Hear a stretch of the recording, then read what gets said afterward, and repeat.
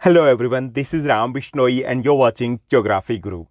आज के इस एपिसोड में, इस वीडियो में हम क्या बात करेंगे? आज हम बात करने वाले हैं class 10th pol science civics की और कंटिन्यू रखेंगे हमारी class 10th SST social science की मोस्ट इंपॉर्टेंट क्वेश्चंस की सीरीज को।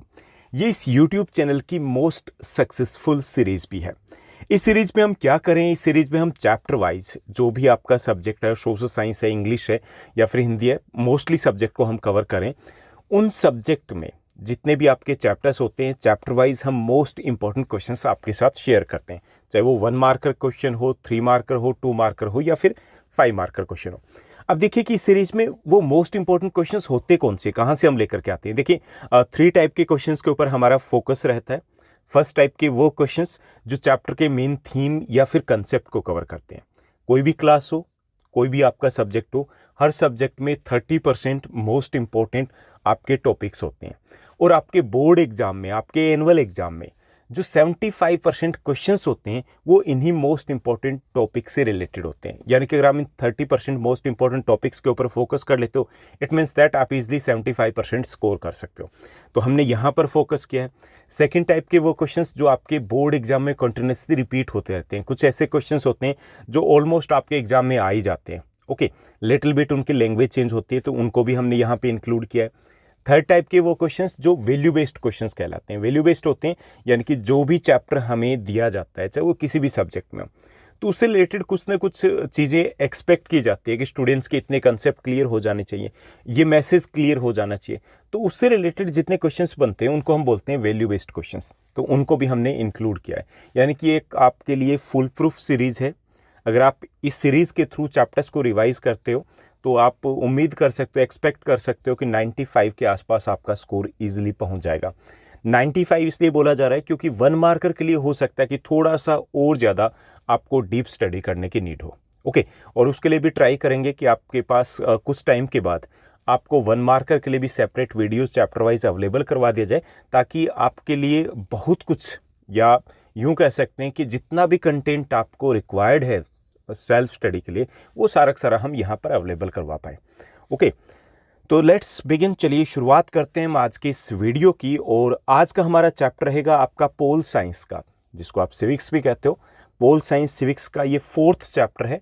हालांकि जो न्यू अपडेटेड आपकी बुक्स है उसमें ये 3rd चैप्टर रहेगा, जेंडर, रिलीजन एंड कास्ट। जैसा कि इस चैप्टर का टाइटल सजेस्ट कर रहा है, इसमें जेंडर की बात होगी, जेंडर इक्वालिटी की बात होगी। ओके, इसमें बात होगी जो वर्क डिवीजन की, जैसे अपने यहाँ पे है काम का बंटवारा है, वो जेंडर के बेस पे है कि मेल ये चीज़ें करेंगे, बाहर के काम मेल करेंगे, फीमेल का काम है घर पे खाना बनाना, बच्चों का ध्यान रखना, लाइक दैट। तो उसकी भी हम बात करेंगे कि जेंडर बेस्ड इक्वालिटी की बात हो रही है, पोल साइंस में बात हो रही है, कॉन्स्टिट्यूशन में बात हो रही है, क्या प्रैक्टिकली ऐसा कुछ है? तो वो हम समझेंगे। इसके साथ साथ रिलीजन की भी बात की है। रिलीजन की बात ऐसे नहीं की कि रिलीजन कितने टाइप्स के, लाइक दैट। रिलीजन की बात की कि रिलीजन का पॉलिटिक्स में क्या रोल है। ओके, और जब रिलीजन बेस्ड पॉलिटिक्स कई बार हो जाती है कि जिसमें सेंटर में रिलीजन रहता है, तो उसको हम बोलते हैं कम्युनलिज्म, जो कि बड़ी खतरनाक होती है। ओके, तो उसकी भी हम यहाँ पे बात करेंगे। और बात करेंगे कास्ट की, जो इंडियन पॉलिटिक्स में बहुत मायने रखती है। अपने यहाँ पे कास्ट के नाम पे सरकारें बनती है, कास्ट के नाम पे वोट मांगे जाते हैं, कास्ट के नाम पे हम वोट डाल के आते हैं, बहुत सारी चीज़ें होती है। तो वो सब कुछ हम समझेंगे। तो ये वैसे तो चैप्टर इजी है, लेकिन ये छोटे छोटे कंसेप्ट बहुत सारे होते हैं, तो काफ़ी सारे इंपॉर्टेंट क्वेश्चंस यहाँ से बनेंगे और चैप्टर भी आपके एग्जाम के लिए काफ़ी इंपॉर्टेंट रहेगा। Let's begin. चलिए शुरुआत करते हैं। और सबसे पहले हम बात करेंगे इस चैप्टर से रिलेटेड जो आपके मोस्ट इंपॉर्टेंट 1 मार्कर क्वेश्चन है, उनको हम समझेंगे। तो देखिए, फर्स्ट जो हमारा क्वेश्चन रहेगा 1 मार्कर में, what do you mean by the sexual division of labour. जो लेबर का सेक्सुअल डिवीजन है उससे आप क्या समझते हो? आप इसे जेंडर डिवीजन ऑफ लेबर भी कह सकते हो। ओके, यानी कि जो काम का है वो लिंग के आधार पर जो बंटवारा है, उससे हमारा क्या मतलब है, यानी कि ये क्या होता है? तो देखिए, sexual division of labour means the division of work between males and females according to their gender. Okay, so the sexual division of labor means the division of the work between the male and female on the basis of the gender। तो उसे हम gender division of work या sexual division of work कहेंगे। For example, जैसे हमने अभी बात की थी कि इंडिया में पर्टिकुलरली बात करें तो यहाँ पे सेक्सुअल डिवीजन ऑफ वर्क है, जेंडर के बेस पे काम का बंटवारा किया जाता है कि मेल है वो घर से बाहर के काम देखेंगे, और जो घर की रिस्पॉन्सिबिलिटी है वो ये माना जाता है कि ये फीमेल की रिस्पॉन्सिबिलिटी है। ओके, ऐसा माना जाता है, सोसाइटी पर बेस्ड है ये। ओके, तो इसे हम बोल देंगे जेंडर या फिर sexual division of work. Important term है ये। उसके बाद सेकंड क्वेश्चन देखिए, what are feminist movements. Feminist movements क्या होती हैं ये हमें बताना है। देखिए, the movements which aimed at the equality of man and women in all sphere of life are known as the feminist movements. देखिए, इसे हिंदी में कहते हैं नारीवादी आंदोलन। अब ये नारीवादी आंदोलन कौन से होते हैं कि वो आंदोलन, वो मूवमेंट्स जो ये चाहते हैं कि मेल और फीमेल सोसाइटी में इक्वल होने चाहिए। ओके, यानी कि ऐसे आंदोलन, ऐसे मूवमेंट्स जो मेल और फीमेल, मैन एंड वीमेन दोनों की इक्वालिटी की बात करता है, तो ऐसे मूवमेंट्स को हम फेमिनिस्ट मूवमेंट बोलते हैं। Okay, the movements which aimed at the equality of the man and women in the all sphere of life are known as the feminist movement. उसके बाद थर्ड क्वेश्चन देखिए, थर्ड जो हमारा यहाँ पे क्वेश्चन रहेगा, इंपॉर्टेंट है ये भी। Name any two countries in which the participation of women in public life is very high. हमें कोई दो देशों के नाम बताने हैं जहाँ पे वुमेन का पार्टिसिपेशन पब्लिक लाइफ में काफ़ी ज़्यादा, अपने यहाँ पे देखिए बहुत कम है। अपने यहाँ पे 10% से भी कम वुमेन हमें दिखाई देती है। कहाँ पे? पार्लियामेंट में या फिर स्टेट असेंबली में, या हम पब्लिक लाइफ में भी अगर देखते हैं तो टीचिंग लाइन को अगर छोड़ दिया जाए तो बाकी लाइन में बहुत कम होता है उनका पार्टिसिपेशन। तो दो देशों के हमें नाम देने हैं जहाँ पर वुमेन का पब्लिक लाइफ में पार्टिसिपेशन काफ़ी ज़्यादा है, तो वो है Sweden and Norway. Okay, now let's move to the next one. Next जो हमें क्वेश्चन दिया गया, फोर्थ क्वेश्चन को देखिए। फोर्थ हमें क्वेश्चन दिया गया, what is patriarchal society. Okay, patriarchal society क्या होती है ये हमें बताना है। देखिए, पैट्रियार्कल सोसाइटी, इसमें पैट्रियार्कल का मतलब होता है पितृस्तात्मक। अब पितृस्तात्मक को आप यूं बोल सकते हो कि पुरुष प्रधान। ओके, जहाँ पे पितृस्तात्मक का मतलब होता है जहाँ पिता की चलती हो, पिता मतलब जहाँ मेल की चलती हो, इसे हम मेल डोमिनेटिंग सोसाइटी भी कह सकते हैं। ओके, तो ये मेल डोमिनेटिंग सोसाइटी या फिर ये पैट्रियार्कल सोसाइटी ये क्या होती है ये हमें बताना है। तो देखिए, a society controlled by main in which they use their power to their own advantage is known as the patriarchal society। यानी कि एक ऐसी सोसाइटी जिसको कंट्रोल कौन करता है? मैन कंट्रोल करता है। ओके, और उसमें वो अपनी पावर को अपने एडवांटेज के लिए यूज़ करता है। यूँ कह सकते हैं, इसको इजी लैंग्वेज में भी आप लिख सकते हो कि a society in which major decisions are taken by the male और known as the male dominating society और द पैट्रियार्कल सोसाइटी। ओके, यानी कि ऐसे भी कह सकते हो, दूसरी तरीके से भी आप इसको लिख सकते हो कि a society which is dominated by the male is known as the men dominating society और द पैट्रियार्कल सोसाइटी उसको बोलेंगे। ओके, उसके बाद नेक्स्ट देखिए, नेक्स्ट जो हमारा क्वेश्चन रहेगा, फिफ्थ क्वेश्चन देखिए। फिफ्थ हमें क्वेश्चन दिया गया, what is literacy rate among man and women in India. कि लिटरेसी रेट क्या है भारत में, महिला और पुरुषों की साक्षरता दर कितनी है, लिटरेसी रेट कितना है, ये हमें बताना है। इंपॉर्टेंट है ये भी, क्योंकि इसकी भी बात की गई है, क्योंकि इसी से हम काफ़ी सारे ऐसे कंसेप्ट दिए गए जिससे ये प्रूव होता है कि हमारे यहाँ पे इतनी इक्वालिटी नहीं है जितनी की बात की जा रही है। तो यहाँ देखिए कि लिटरेसी रेट की बात करें तो जो हमारी 2011 की सेंसस थी, जनगणना थी, उसके अकॉर्डिंग इंडिया की जो लिटरेसी रेट है वो 74% है। ओके, 74%। और 74% में से अगर हम बताएं मेल एंड फीमेल के अलग अलग, तो मेन 82% और वुमेन की बात करें तो इट इज़ नियर अबाउट 66%, यानी कि काफ़ी बड़ा एक डिफरेंस रह जाता है दोनों में। उसके बाद नेक्स्ट देखिए, नेक्स्ट जो हमें क्वेश्चन दिया गया, सिक्स्थ क्वेश्चन है, what is equal wages act. Equal wages act क्या है, हिंदी में इसे कहें एक समान वेतन अधिनियम, कानून क्या है। इक्वल वेजेस एक्ट की बात करें तो ये क्या है, जैसे नाम से ही पता चल रहा है ना कि there should be the equal wages for the equal work. Okay, without any discrimination. तो इसका मतलब कि according to this act equal wages should be paid to the equal work, कि एक समान काम के लिए एक जैसा वेतन मिलना चाहिए। ओके, एक 8 घंटे काम कर रहा है, दूसरा पर्सन 8 घंटे काम कर रहा है, तो सबको एक जैसी पे मिलनी चाहिए ना, ऐसा होना चाहिए। उससे पहले क्या था, ये था कि अगर मेल वर्क कर रहा है 8 घंटे तो उसको ज़्यादा सैलरी दी जा रही थी और फीमेल को कम दी जा रही थी। ओके, तो इसलिए ये एक्ट लेके आए थे टू इंश्योर द इक्वालिटी के लिए। So what is equal wages act, according to the act equal wages should be paid to the equal work without any discrimination. Okay, उसके बाद देखिए नेक्स्ट जो हमारा क्वेश्चन रहेगा, 7th क्वेश्चन दिया गया, mention any 2 basis of social division in India, कि भारत में सामाजिक विभाजन के कोई 2 आधार बताने के। जैसे देखिए अपने यहाँ पे सोसाइटी को अगर हम डिवाइड करें तो काफ़ी सारे बेसिस हो सकते हैं, उसमें से 2 मेजर जो बेसिस है जिसके बेस पे हम आपस में बंटे हुए हैं कहीं ना कहीं, ओके, तो वो है religion and second one is the caste. Okay, caste की बात करें तो that is very special regarding the India. जैसे अगर हम वेस्टर्न सोसाइटीज़ की बात करें तो कास्ट के बेस पे नहीं बंटे हुए हैं, लेकिन हम यहाँ पे कास्ट के नाम पर भी बंटे हुए हैं। कास्ट में भी अगर एक विलेज की बात करें, किसी कॉलोनी की बात करें, पर्टिकुलर पार्ट की बात करें, तो वहाँ पे अगर एक ही कास्ट के लोग हैं तो वो सब कास्ट के नाम पे बंटे मिलेंगे। ओके, तो mention any 2 basis of the social division India, so these are religion and second one is the caste. उसके बाद नेक्स्ट देखिए 8th हमारा क्वेश्चन रहेगा 1 मार्कर में। 8th क्वेश्चन दिया गया, who said religion can never be separated from politics, किसने कहा है कि रिलीजन को कभी भी पॉलिटिक्स से अलग नहीं किया जा सकता। ओके, बहुत इंपॉर्टेंट कोट है ये, और एग्जाम में काफ़ी बार आपके एग्जाम में, बोर्ड एग्जाम में रिपीट हो चुका है। तो ये जो कोट दिया गया है ये गांधी जी का है। ओके, ये जो स्टेटमेंट है वो गांधी जी का है कि religion can never be separated from politics, ये रिलीजन को, धर्म को राजनीति से कभी अलग नहीं किया जा सकता। हालांकि उनका रिलीजन से क्या मीनिंग था ये हम आगे जो नेक्स्ट क्वेश्चंस रहेंगे उनमें हम डिस्कस करने वाले हैं। नेक्स्ट जो हमारा क्वेश्चन रहेगा 9th क्वेश्चन है, व्हाट आर फैमिली लॉज।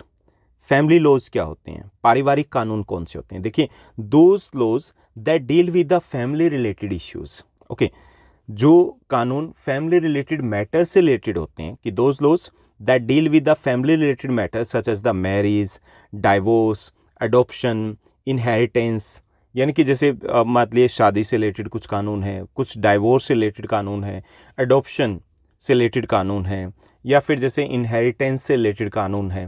तो इस टाइप्स के जो लॉज होते हैं उनको हम फैमिली लॉज बोलते हैं, because these are related to the family matters, जो फैमिली मैटर्स है उससे रिलेटेड है।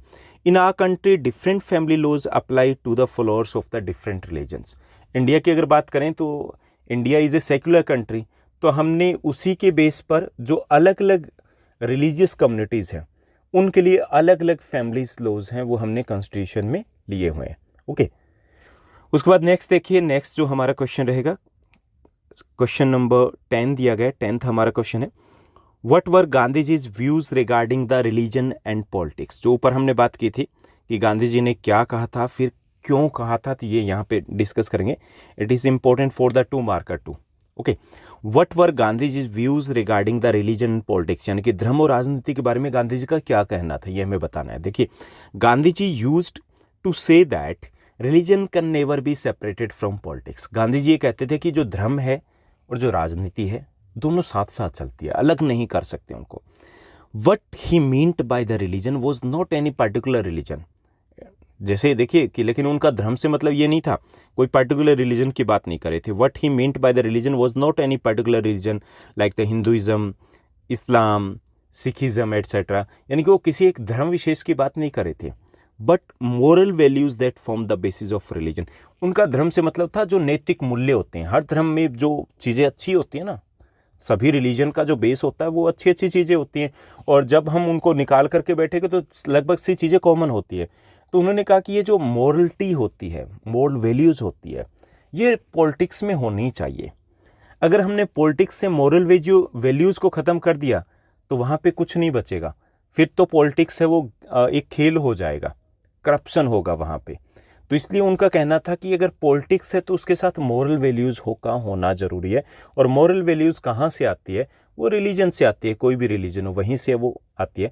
सो इसीलिए गांधी जी ने कहा था, Gandhi ji used to say that religion और politics can never be separated, कि दोनों एक दूसरे से कभी भी अलग नहीं किया जा सकते। But he didn't mean by the particular religion, लेकिन उनका मतलब किसी पर्टिकुलर रिलीजन से नहीं था। उसका मतलब जो गांधी जी थे उनका कहना था कि मोरल वैल्यूज़ है, यानी कि उसको वो रिलीजन बोलते थे कि मोरल वैल्यूज़ है, these are very important for the healthy politics, के लिए बहुत इंपॉर्टेंट है। ओके, उसके बाद नेक्स्ट देखिए, नेक्स्ट जो हमारा क्वेश्चन रहेगा 1 मार्कर में, what is a secular state.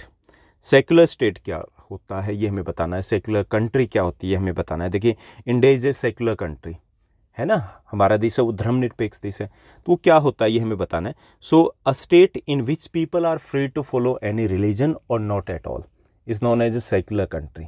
Okay, secular country किसे कहेंगे, कई तरीके से बता सकते हैं। देखिए पहली चीज़ तो यही कि एक ऐसा देश जिसमें सभी लोग किसी भी धर्म को मानने के लिए या ना मानने के लिए आज़ाद हो, तो उसे हम सेक्युलर कंट्री कहेंगे, यानी कि फोर्स नहीं किया जाता। Okay, so a state in which people are free to follow any religion और not at all. And secondly दूसरी चीज़ अगर इसमें हम ऐड करें तो वो ये कह सकते हैं कि a country in which there is no discrimination on the ground of the religion can be called as a secular country. कि दूसरी चीज़ कि जिस देश में धर्म के नाम पर भेदभाव ना हो तो उसको भी हम सेक्युलर कंट्री कहेंगे। ओके, उसके बाद नेक्स्ट देखिए, नेक्स्ट हमें क्वेश्चन दिया गया 12th क्वेश्चन यहाँ पे दिया गया जो इसी से रिलेटेड है। Mention any 2 provisions of Indian constitution which makes India a secular state. कि हमें 2 प्रोविज़न बताने इंडियन कॉन्स्टिट्यूशन के जिससे ये पता चलता है कि इंडिया एक सेक्युलर कंट्री है।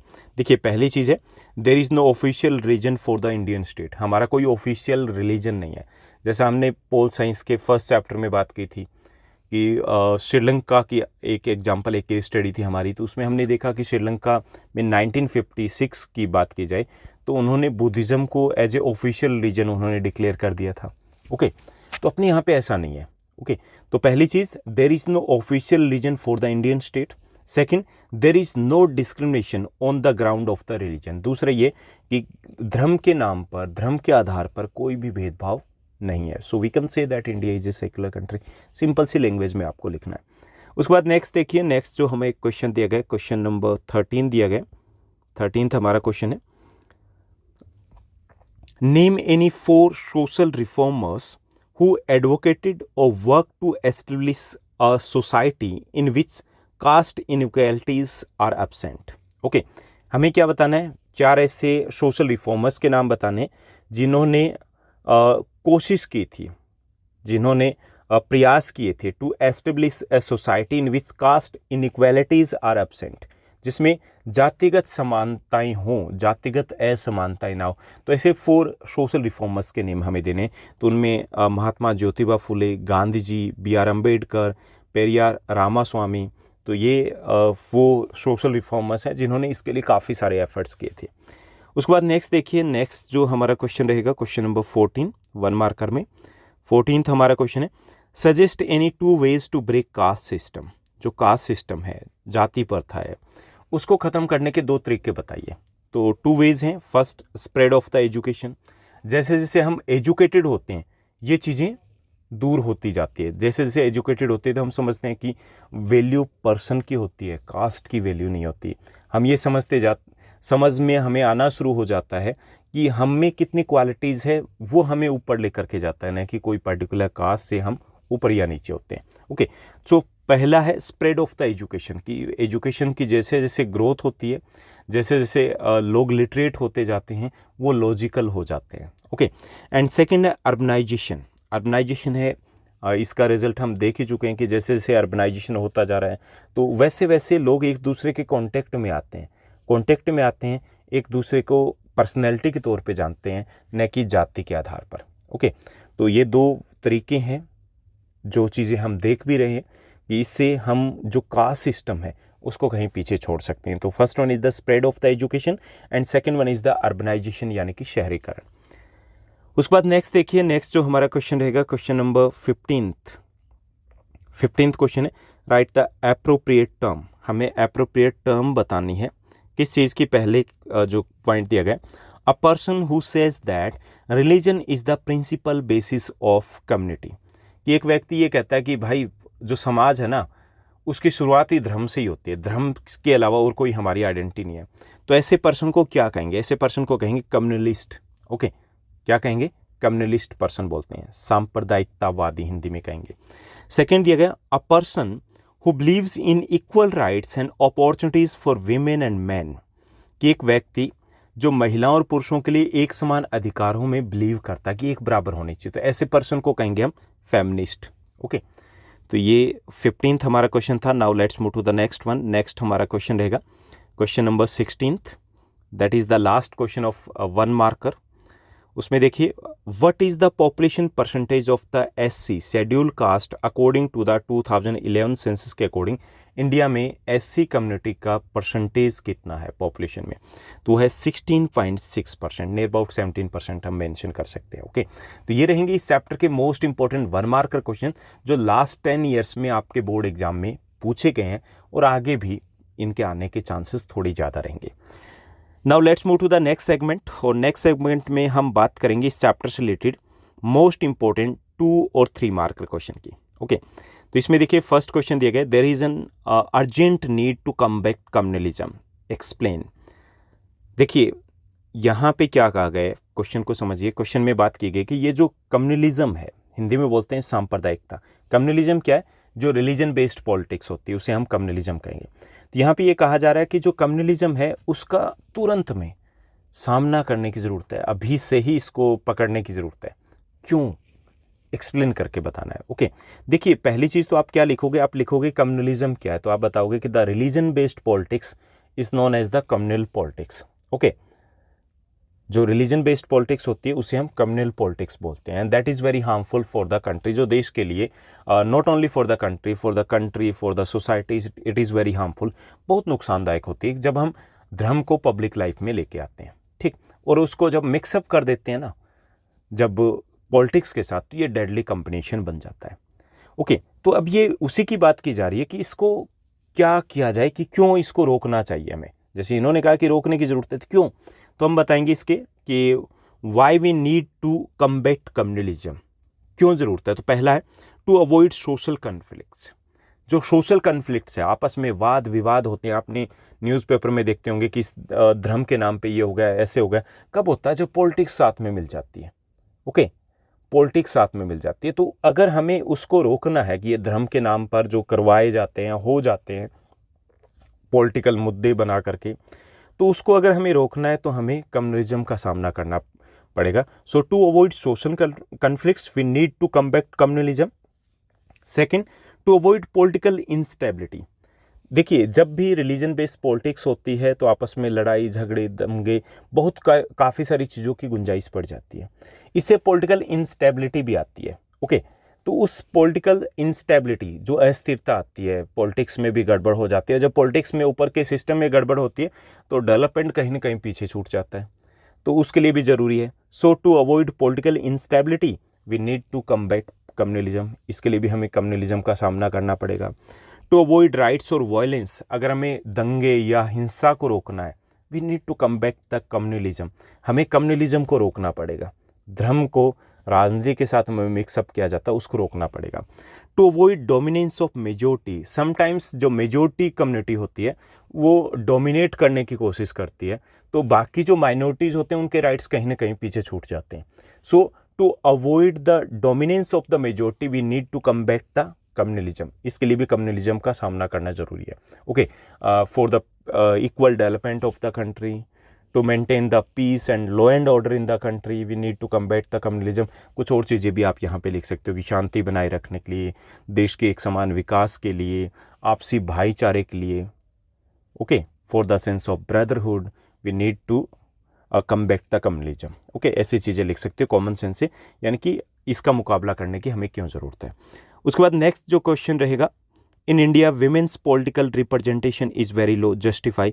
ये ऐसा क्वेश्चन है जो ट्वाइस और थ्राइस लास्ट 7 ईयर्स में आपके बोर्ड एग्जाम में रहा है कि इंडिया में विमेंस की पॉलिटिकल रिप्रेजेंटेशन बहुत कम है। ये इन्होंने कहा है, हमें जस्टिफाई करना है कि हाँ सही कहा है। ओके, जस्टिफाई करना है कि बिल्कुल ठीक है। देखिए, the percentage of the elected women members in Lok Sabha has never reached even 10% of its total strength. देखिए, लोकसभा में अगर बात की जाए तो कभी भी विमेन मेंबर्स हैं वो टोटल मेंबरशिप का 10% भी नहीं पहुंचे। पता चल रहा है ना पॉलिटिकल रिप्रेजेंटेशन कितनी कम है। The percentage of the elected women members in Lok Sabha has never reached even 10% of its total strength, 10% कभी नहीं पहुंचे हैं। ओके, तो इससे पता चल रहा है कि उनकी पॉलिटिकल रिप्रेजेंटेशन कम है। Second, the share of the women in the state assemblies is less than 5%। State assemblies की बात करें तो वहाँ 5% से कम ही रहती है फीमेल, तो इससे भी पता चल रहा है कि पॉलिटिकल रिप्रेजेंटेशन उनका काफ़ी कम है। In the government Cabinets are largely all male even when women become the chief minister of the prime minister. कि अगर हम कैबिनेट की भी बात करें तो उसमें जनरली ये होता है कि मेल्स मेजोरिटी में होते हैं, और वो तब भी even when the women become the chief minister और द प्राइम मिनिस्टर, कि इवन वीमेन भी चीफ मिनिस्टर या प्राइम मिनिस्टर होते हैं तो अभी कैबिनेट में मेल्स ही ज़्यादा दिखाई देते हैं. So all these examples shows that in India the political representation of the women is very low, बहुत कम है. ओके, तो ये हमें जस्टिफाई करना था 3 पॉइंट्स के साथ. Now let's move to the next one. Next जो हमारा मोस्ट इंपॉर्टेंट में क्वेश्चन रहेगा, what were Gandhi ji's views regarding the religion and politics, explain. देखिए इसको मैं तीसरी बार ये क्वेश्चन आ गया, तो इसका मतलब इंपॉर्टेंट है, बहुत इंपॉर्टेंट है. तो गांधी जी के रिलीजन या पॉलिटिक्स के रिगार्डिंग क्या व्यूज़ थे, तो ये 2 या 3 मार्कर में आए तो हमें एटलीस्ट मिनिमम 3 पॉइंट्स तो मेंशन करने हैं ना. तो इसलिए मैंने इसको पॉइंट्स में बना करके दिया कि first, Gandhi ji used to say that religion can never be separated from politics. पहले तो हम बताएंगे गांधी जी क्या कहा करते थे. गांधी जी ये कहा करते थे that religion can never be separated from politics, कि रिलीजन को पॉलिटिक्स से अलग किया ही नहीं जा सकता. What he meant by the religion was not any particular religion such as the Hinduism, Sikhism or the Islam, but moral values that form the basis of religions.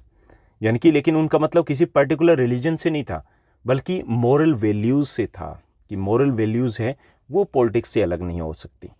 And he believe that politics must be guided by the ethics drawn from the religion. और उनका मानना था कि politics में जो ethics, जो धर्म से लिए गए एथिक्स होते हैं, मॉरल वैल्यूज़ होती हैं, वो ज़रूर होनी चाहिए, क्योंकि जब पॉलिटिक्स के साथ मॉरल वैल्यूज़ होगी तभी वो सही डायरेक्शन में देश आगे बढ़ पाएगा. Okay, so he believed that politics must be guided by the ethics drawn from the religion, और ये उनके व्यूज़ थे. ये भी एक इंपॉर्टेंट क्वेश्चन है. Now let's move to the next one. Next जो हमारा क्वेश्चन रहेगा शॉर्ट आंसर टाइप क्वेश्चंस में, देखिए इसमें 4th क्वेश्चन है, besides caste which other factors do matter in electoral politics.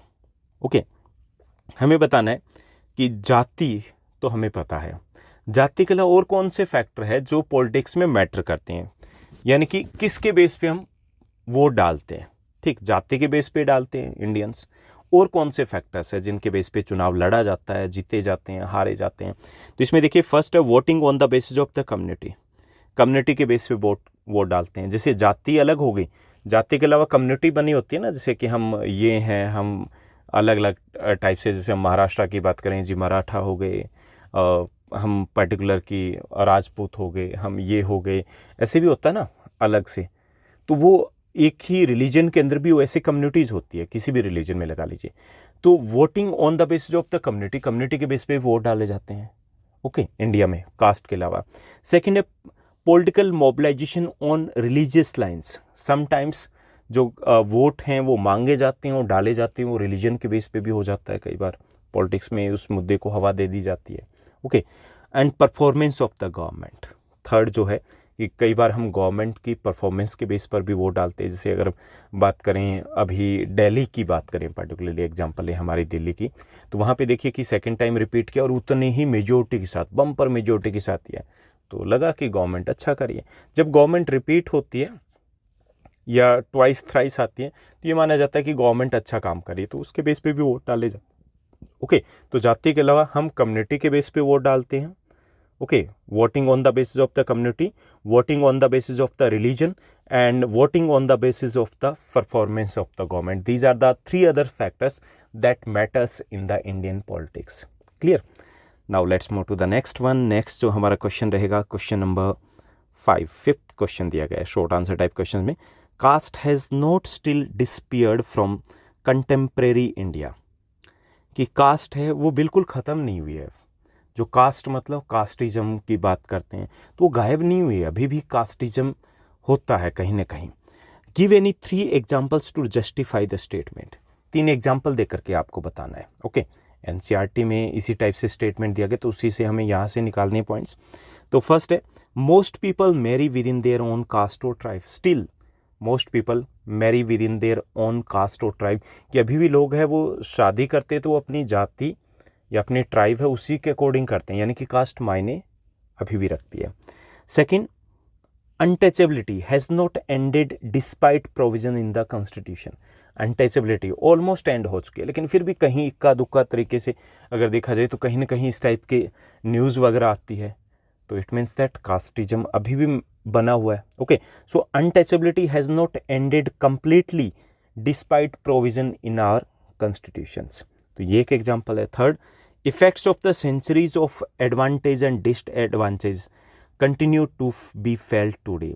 जो देखिए कि कुछ लोग आगे निकल गए, कुछ लोग पीछे रह गए उतने लंबे पीरियड में, जो अंग्रेजी शासन था उस पीरियड में, तो उसका असर अभी भी दिखाई देता है कि जो आगे निकल गए थे वो आगे हैं, जो पीछे रह गए थे वो पीछे हैं। तो ये भी है कि हाँ, उसके निशान कह सकते हैं कि अभी भी दिखाई दे रहे हैं। A large mass of low caste people still do not have access to education. और चौथी चीज़ हम देख सकते हैं कि अभी भी जो सो कॉल्ड लो कास्ट कहेंगे, सो कॉल्ड मतलब जो कहा जाता है सिर्फ, वरना लो या अपर कास्ट नहीं होता कुछ भी, तो so called low caste people still do not have the equal access to the education. अभी देखिए कि वहाँ चाहे वो लैक ऑफ अवेयरनेस लगा लीजिए, लैक ऑफ फैसिलिटीज़ लगा लीजिए, अभी भी वो एजुकेशन में भी वो गैप दिखाई देता है। Okay, so we can give these 4 examples हम दे सकते हैं जिससे हम प्रूव कर पाएँ कि caste has not still disappeared from contemporary India, से अभी भी गायब नहीं हुआ। ओके, क्योंकि ये इस टाइप की इस चैप्टर में कुछ ऐसे वैल्यू बेस्ड जो क्वेश्चंस बन रहे हैं ना, बड़े टेढ़े मेढ़े बन रहे हैं, तो उसमें से कई बार हमें 1 या 2 पॉइंट मिल जाते हैं, बाकी पॉइंट्स कहाँ से निकालें। तो यहाँ पे मैं आपको कुछ ईजी लैंग्वेज में पॉइंट्स देने की कोशिश कर रहा हूँ। Let's move to the next question. Next one is the 6th one. 6th question की बात करेंगे। 6th क्वेश्चन जो दिया गया, mention any 4 steps which can be undertaken to improve the women's representation in politics. ये भी एक वैल्यू बेस्ड क्वेश्चन है। मेंशन कीजिए या फिर सजेस्ट कीजिए, सजेस्ट एनी 4 स्टेप्स, कि हमें कुछ स्टेप्स सजेस्ट करने हैं कि कैसे विमेंस का रिप्रेजेंटेशन पॉलिटिक्स में वो इम्प्रूव किया जाए। कि जैसे हमने बात की ना कि less than 10% womens are there in our Lok Sabha and less than 5% womens are there in the state assemblies. Okay, कम है। एंड इन द कैबिनेट्स की अगर हम बात करें तो their representation is less than 5%। तो कैसे बढ़ाया जाए इसको? तो देखिए, फर्स्ट है bye raising the literacy rate. पहला थी कि लिटरेसी रेट को ऊपर उठाया जाए। Okay, still even after the 70 years of the Indian independence, the literacy rate among the female is 66%। 66% के आसपास फीमेल पढ़ी हुई हैं। जब तक नहीं पढ़ेंगे तब तक कैसे वो अपने मुद्दों को उठा पाएंगे। ओके, उसमें से देखिए कि 66% में वो होंगे जिन्होंने 5th की 8th की, हायर एजुकेशन तो और कम मिलेगी। तो फर्स्ट वे है कि by raising the literacy rate specially among the women, कि उनमें लिटरेसी रेट को बढ़ाया जाए। सेकंड है by reserving some seats in Lok Sabha and state assemblies for women.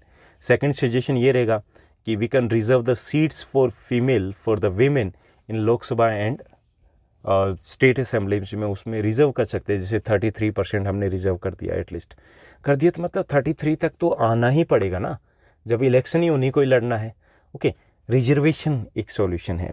Third, to make it legally binding to have a fair proportion of women in the elected bodies, कि हम legally bind कर दें कि चाहे वो लोकल बॉडीज़ है कि there must be the fair proportion of the women, होनी चाहिए। जैसे अगर हम बात करें तो कुछ स्टेट्स में ऐसा किया गया, कुछ स्टेट्स में नहीं, मोस्ट ऑफ द स्टेट्स में ऐसा किया गया कि वहाँ पे 1/3 जो सीट्स हैं in local elections are reserved for the women, reserve की गई, तो एटलीस्ट वो बाहर निकलना शुरू हुआ है। तो ऐसा ही कुछ किया जा सकता है जहाँ पर भी हमें लगता है कि उनका रिप्रेजेंटेशन कम है। ओके, तो पहला है लिटरेसी रेट को बढ़ाया जाए। दूसरा है कि there must be the reservation of the seats in the Lok Sabha and state assemblies. And third, there must be the reservation of the seats in the local bodies too. बस इतना सा चलेगा। चलिए, ये थे हमारे इस चैप्टर के most important 3 and 2 marker question. Now let's move to the next segment. और नेक्स्ट सेगमेंट में हम डिस्कस करेंगे इस चैप्टर के most important long answer type questions that can also be asked into the short answer type questions में भी उनको पूछा जा सकता है। और काफ़ी सारे क्वेश्चंस बनेंगे, बहुत ज़्यादा नहीं लेकिन काफ़ी सारे बन रहे हैं जो हमारे एग्जाम के लिए इंपॉर्टेंट रहेंगे। देखिए, इसमें फर्स्ट है what are feminist movements and what are their major demands. ये फेमिनिस्ट मूवमेंट्स क्या हैं और उनकी डिमांड्स क्या है। देखिए, फेमिनिस्ट मूवमेंट की बात करें कि the feminist movements are those movements which are in the favour of the equality of the man and women. Okay, ये चीज़ें एक चीज़ लिख दोगे कि फेमिनिस्ट मूवमेंट क्या होते हैं कि those movements which are in the favour of the equality of the man and women are known as the feminist movement, उनको बोलेंगे। ओके, अब देखिए उनकी डिमांड्स क्या है, जैसे जो हमने डेफिनेशन की तो उसी से डिमांड्स हमें पता चल रही है। पहला है equal rights for women, women के लिए इक्वालिटी की मांग करते हैं ये। सेकंड है extension of voting rights to women all over the world, still some countries are there where right to vote is not equally given to the all the people. जैसे हम सऊदी अरबिया की बात करें तो recently कुछ साल पहले ही उनको लोकल बॉडीज़ के इलेक्शंस में वोट डालने का राइट दिया गया। कुछ कंट्रीज़ अभी भी ऐसी है जहाँ पर इक्वल राइट टू वोट नहीं दिया गया। ओके, तो सेकंड डिमांड इनकी ये है। पहली है equal right for women and second extension of voting rights to women all over the world. Third है enhancing the political idea and legal status of the women, कि enhancing the political and legal status of the women. देखिए political status, legal status है, उसमें उनको वो rights की demand की जा रही है। जैसे पॉलिटिक्स की बात की जाए तो पॉलिटिक्स में वो रिजर्वेशन की डिमांड कर रहे हैं। थर्ड है improving the educational and career opportunities for the women. इसके साथ साथ उनकी डिमांड ये है कि एजुकेशनल और कैरियर अपॉर्चुनिटीज़ जो हैं वो और ज़्यादा बढ़ाई जाए। जैसे कि हम देखते हैं पब्लिक पार्टिसिपेशन में या कुछ स्पेसिफिक डिपार्टमेंट होते हैं वहाँ पे वीमेन का पार्टिसिपेशन अब भी कम है, तो वो भी इनकी डिमांड है। तो कॉमन सेंस से आप इनको लिख सकते हो। तो पहले आपको बताना है फेमिनिस्ट मूवमेंट्स क्या होते हैं और फिर आप इनको थोड़ा सा एक्सप्लेन कर दो कि क्या क्या है। कि एक समान राइट्स की बात कर रहे हैं, इक्वल वोटिंग राइट्स की मांग कर रहे हैं, पॉलिटिकल रिजर्वेशन की बात कर रहे हैं। ओके, इसके साथ साथ they are demanding equal wages for equal work की वो डिमांड कर रहे हैं। Improving the educational and career opportunities for the women उनकी डिमांड की जा रही है। Okay, like that. Now let's move to the next one. Next जो क्वेश्चन है हमारा, सेकंड क्वेश्चन दिया गया, what is communalism and what are the major beliefs of the communal people. Communalism क्या होती है, जो कम्युनल पीपल होते हैं उनके मेजर बिलीफ्स क्या होते हैं। अब देखिए कुछ स्टूडेंट्स के ये कमेंट्स आ सकते हैं कि सर क्वेश्चन थोड़ा छोटा नहीं है। देखिए मैं यहाँ पे हिंट दे रहा हूँ आपको इसको थोड़ा सा और इलोबरेट करना होगा। ओके, 5 मार्कर के अकॉर्डिंग, अगर 5 मार्कर में आ जाता है, अगर 3 मार्कर में that is more than enough, काफ़ी रहेगा ये। कम्युनलिज्म क्या होता है पहले तो हमें ये बताना है, और दूसरा ये कि what are the major beliefs of the communal people. देखिए कम्युनलिज्म क्या है ये हम पहले से डिस्कस कर चुके हैं, तो मैंने यहाँ पे मेंशन नहीं किया, तो आप पहले तो ये लिखो communalism means the religion based politics जो होती है उसे हम कम्युनल पॉलिटिक्स बोलते हैं। ओके, एंड कम्युनलिज्म की अगर हम बात करें कि when in any type of the ideologies we keep in center the religion that is known as a communalism। जब किसी टाइप की पॉलिटिकल आइडियोलॉजी में हम जब रिलीजन को सेंटर में रखते हैं तो कम्युनल पॉलिटिक्स या कम्युनलिज्म कहलाएगा, वो सांप्रदायिकता कहलाएगा। ओके, तो वही कम्युनलिज्म है। अब देखिए कि अब बताना है कि जो कम्युनल लोग होते हैं, जो सांप्रदायिक लोग होते हैं, उनके मानना क्या होता है, वो क्या सोचते हैं। देखिए उनके जो मेजर बिलीफ्स होते हैं, पहला the followers of a particular religion must belong to the one community. वो ये मानते हैं कि एक पार्टिकुलर रिलीजन के जो फॉलोअर है वो एक ही कम्युनिटी के होने चाहिए, एक ही कम्युनिटी के। ओके, यानी कि दूसरे के एंट्री नहीं होनी चाहिए, मानते हैं। Second, the there fundamental interest should be the same.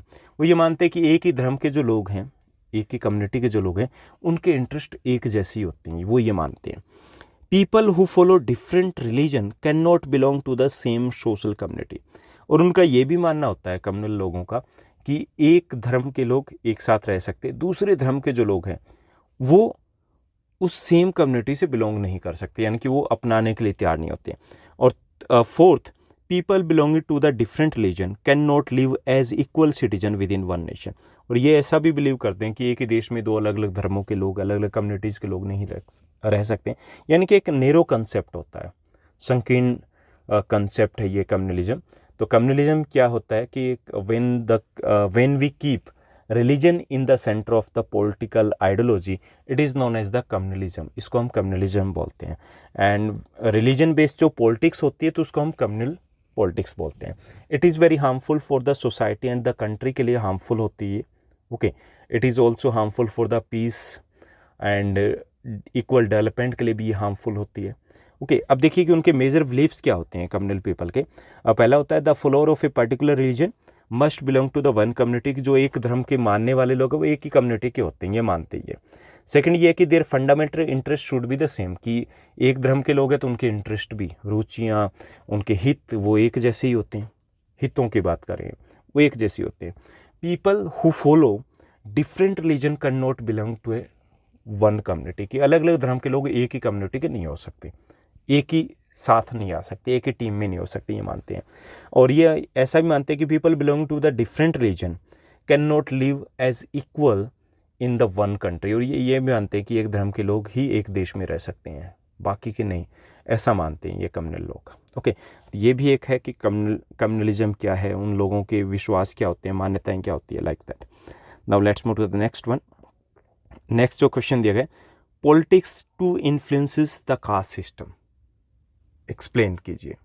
जो पॉलिटिक्स है वो भी कास्ट सिस्टम को प्रभावित करती है, इन्फ्लुएंस करती है। तो हमें एक्सप्लेन करना कि कैसे इन्फ्लुएंस करती है। देखिए अभी तक तो हमने सुना था कि जो पढ़ा था चैप्टर में कि कास्ट है वो पॉलिटिक्स को अफेक्ट करी है, लेकिन पॉलिटिक्स भी कास्ट को अफेक्ट करी है। तो इसमें 3 एग्जाम्पल दिए हैं, वो एग्जाम्पल्स आपको एलोबरेट करने हैं अच्छे से। ओके, देखिए इंडिया की अगर बात करें तो in India the politics is mainly affected by the religion, caste, okay, performance of the government, community, इन चीज़ों से बड़ा प्रभावित होती है। But sometimes politics also influences the caste, कई बार पॉलिटिक्स भी कास्ट को अफेक्ट करती है, उससे प्रभावित होती है। कैसे, एग्जाम्पल देने हमें 3। पहला वाइड बेस।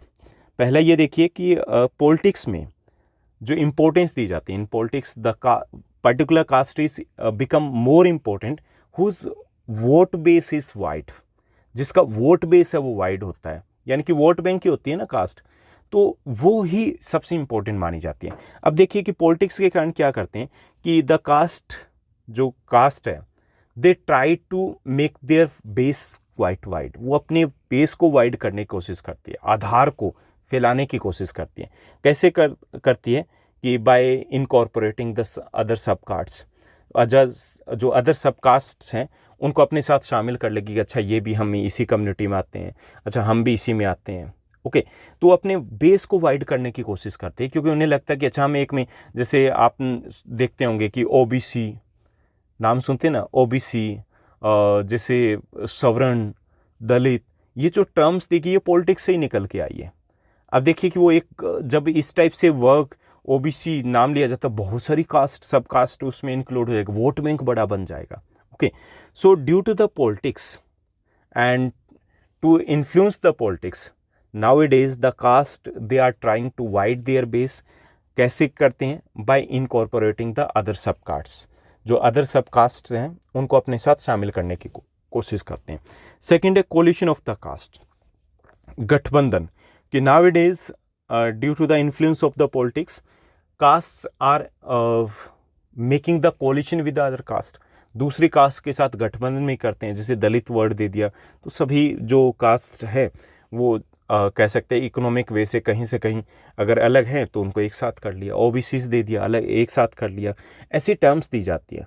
तो ये भी किसका असर है? पॉलिटिक्स का असर है कि भाई ज़्यादा से ज़्यादा बड़ा वोट बैंक बनना है, तभी तो पॉलिटिक्स में सुनी जाएगी हमारी।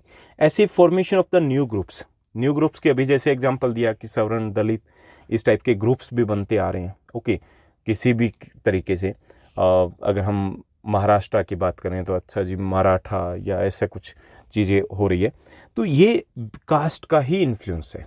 ठीक, तो ये 3 एग्जांपल हमें देने कि जो जातियां हैं वो अपने आधार को फैलाने की कोशिश कर रही है ताकि उनकी पॉलिटिक्स में ज़्यादा सुनी जाए।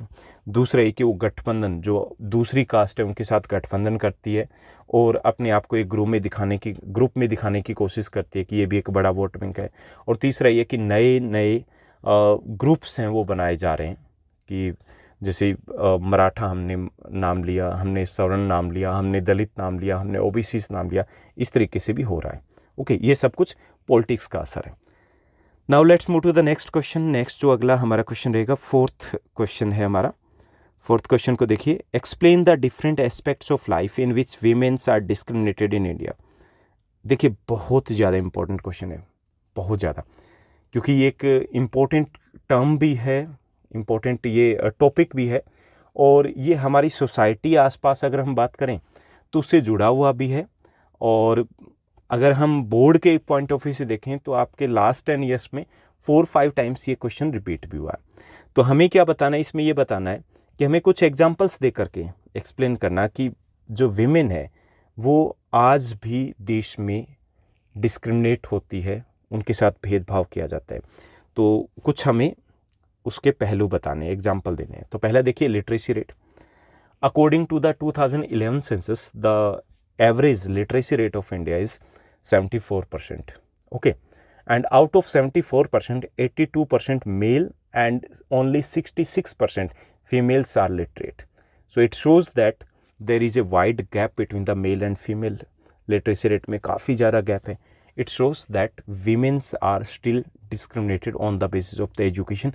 आज भी उनके साथ भेदभाव होता है. दूसरा एग्जाम्पल देंगे unpaid work.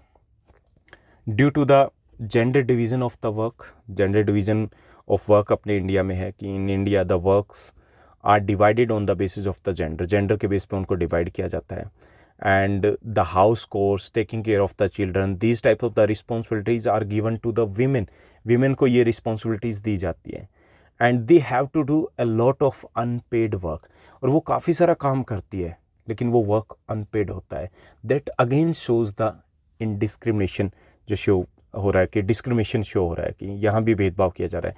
देखिए संडे है, उनका तो वर्किंग डे ही होता है फीमेल का, वो सारा दिन काम पे लगे होते हैं, लेकिन जो आप या स्टूडेंट आते हो या फिर मान लीजिए कि कोई और पर्सन बाहर जॉब करके आता है 6-7 आवर्स, तो लगता है कि टायर्ड हो गए, लेकिन ऐसा थोड़ी कि घर में जो काम कर रहे हैं वो फ्री बैठे थे. ओके, तो ये जो जेंडर डिवीज़न ऑफ वर्क है, इसके बेस पर भी जो काफ़ी सारा डिस्क्रिमिनेशन होता है जो पर्टिकुलरली इंडिया के लिए है. ओके, उसके बाद है सेक्स रेशो की अगर हम बात करें, it is unfavourable to women, unfavourable है. अकॉर्डिंग टू द 2011 सेंसस की बात करें तो इट इज़ 940. ओके, 1000 मेल हैं, 940, 940 फीमेल है. तो जो सेक्स रेशो होता है, if it is unfavourable to female, it shows that there is a discrimination. जहाँ पे ये डिस्क्रिमिनेशन नहीं होता वहाँ पे ये फेवरेबल मिलेगा. वेस्टर्न कंट्रीज़ की बात करें वहाँ फेवरेबल है. ओके, तो इससे भी पता चलता है कि यहाँ पर जो जेंडर के बेस पे डिस्क्रिमिनेशन हो रहा है.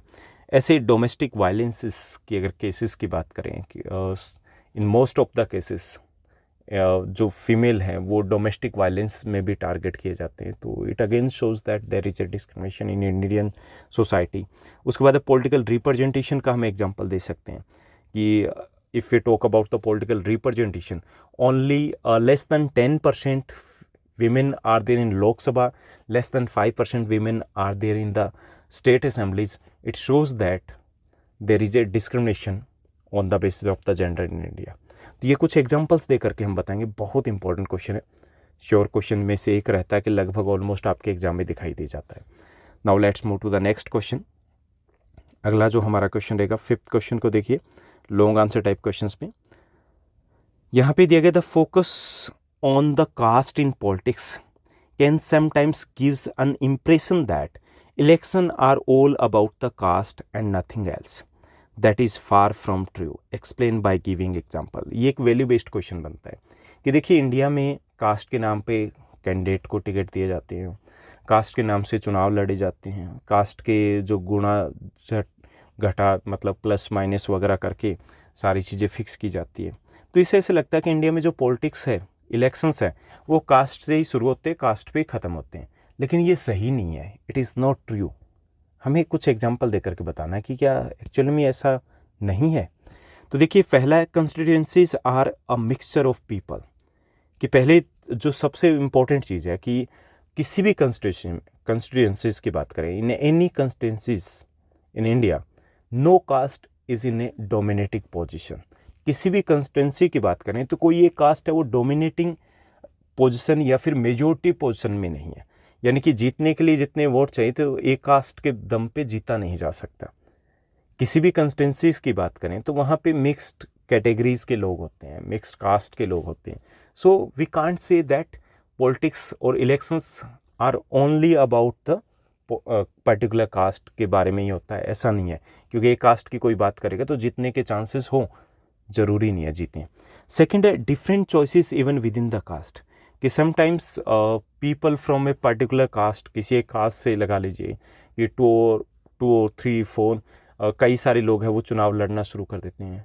सो उसमें भी देखिए कि विद इन द कास्ट की अगर हम बात करें तो they have the different choices. उनके अलग अलग चॉइसेस होते हैं, कुछ एक के साथ जाएंगे, कुछ दूसरे के साथ जाएंगे. ओके, तो इसका मतलब ये भी नहीं है कि people just vote on the basis of the caste. Sometimes the people of a particular caste, they vote to the person of another caste. Okay, तो दूसरा हम ये देंगे. तीसरा, hunt for the dominating caste. इसमें देखिए कि every political party they try to give the ticket to a person who belonging to the dominating caste. कि डोमिनेटिंग कास्ट के व्यक्ति को वोट डालने की कोशिश करते हैं. अच्छा जी, यहाँ पे 40% इस कैटेगरी के लोग हैं, चलो वोट टिकट इसको दे देते हैं. अब दूसरी पार्टी ने उसी को दे दिया, तीसरी ने भी उसी को दे दिया. वोट बंट गए ना, बंट गए. तो हो सकता है कि जो मेजोरिटी में नहीं है, जिसके कम वोट है, हो सकता है उस कास्ट का कैंडिडेट जीत जाए. तो मतलब एक कास्ट के वोट ज़्यादा होने का मतलब ये नहीं होता कि वही जीतेगा. ओके, नेक्स्ट है history of the elections. History of the elections को देखेंगे तो उससे भी हमें पता चलेगा कि the politics is not all about the caste. कि इफ़ इट इज़ ट्रू, अगर ये सही होता तो a person who is elected from a majority caste should not be defeated in the election. वो इलेक्शन में कभी हारना ही नहीं चाहिए. लेकिन history shows that the person from a dominating caste they also got defeated, वो भी हार जाते हैं. So it also gives us hint that the elections in India are not only about the caste. Caste के बारे में नहीं होता, और बहुत सारे मुद्दे होते हैं जिनके ऊपर हम वोट डालते हैं. ओके, तो ये हम यहाँ पे बताएंगे. तो ये हमारे कुछ एग्जाम्पल्स रहेंगे जिसमें हम प्रूव करेंगे इनको. Now let's move to the next one. Next जो हमारा क्वेश्चन रहेगा, 6th क्वेश्चन है, explain the role of caste in Indian politics. हमें बताना है कि भारतीय पॉलिटिक्स में जाति की क्या भूमिका रहती है. तो देखिए, फर्स्ट है वाइल चूजिंग द कैंडिडेट्स. कि every political party while choosing the candidates they keep in mind the caste. कि जब वो कैंडिडेट को टिकट दिया जाता है तो कास्ट के जमा गुना जोड़ सब कुछ करके रखते हैं कि भाई इसके इतने, इनके इतने वोट है, इतने वोट हैं, चलिए इनको हम देंगे, ये मेजोरिटी में इनको दे देंगे. कुछ पार्टी ये सोचती है कि अच्छा वहाँ पे 3 खड़े हो गए, इसको हम दे देंगे. ओके, तो while giving the tickets, while choosing the candidates, every political party keep in mind the caste calculations, उसको माइंड में रखते हैं. इट मीन्स दैट शुरुआती कास्ट से होती है. Second, while forming a government to they keep in mind the caste combination. Caste combination को रखते हैं. अच्छा, 2 मंत्री हमारे इस कास्ट से रहेंगे, 2 इससे रहेंगे, 2 उस रिलीजियस कम्युनिटी से रहेंगे, 2 उससे रहेंगे.